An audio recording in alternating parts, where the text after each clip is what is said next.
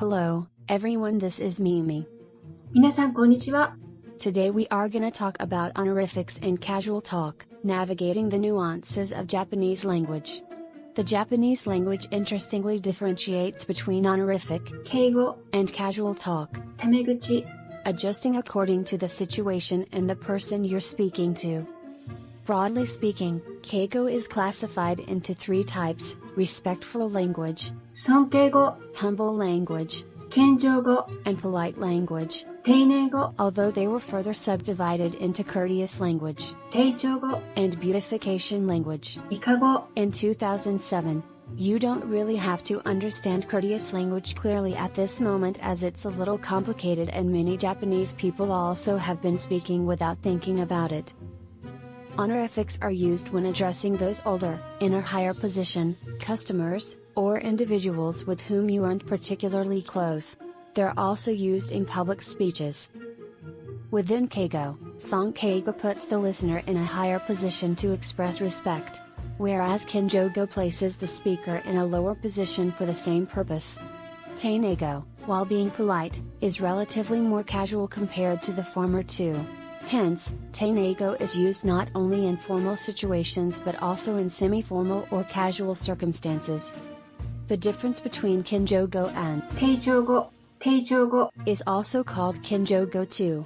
It is difficult to fully distinguish it from kenjogo, which is why they were just grouped together as kenjogo before. In brief, the difference between 丁重語、 and kenjogo is the absence of someone of a higher status. When there is someone of higher position, you will use kenjogo. When no higher position person is around, you will use 丁重語、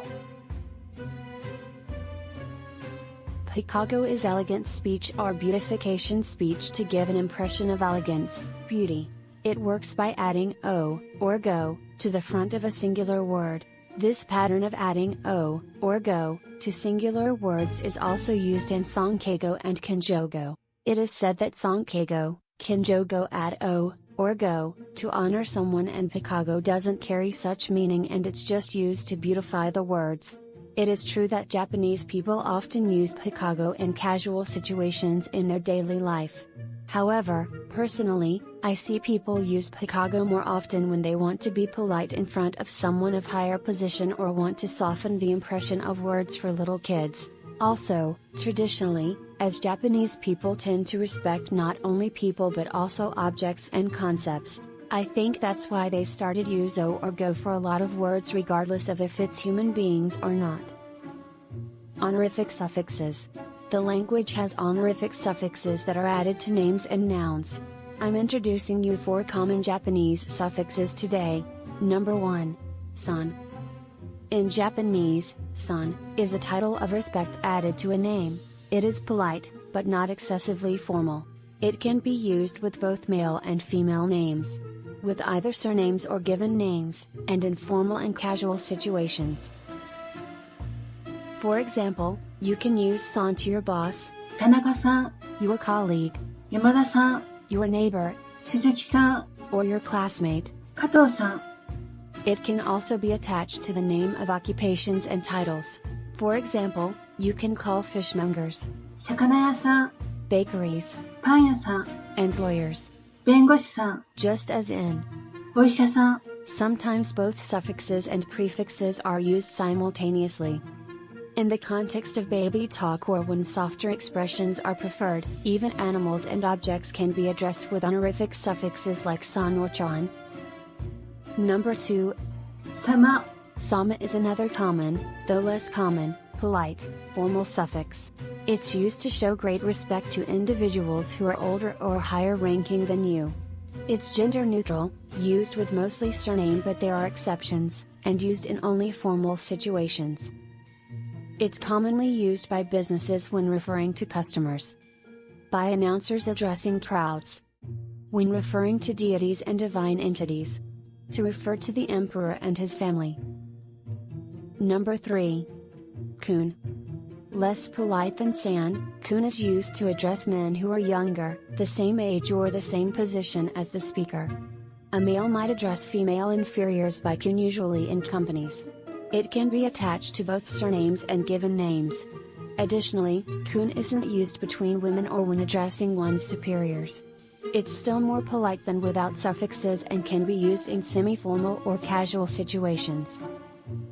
For example, you can use kun to your male subordinate, 吉田くん、 female subordinate, 中野くん、 male friend, 健二くん、 male student. 富田くん。 Kun is also used between students in schools.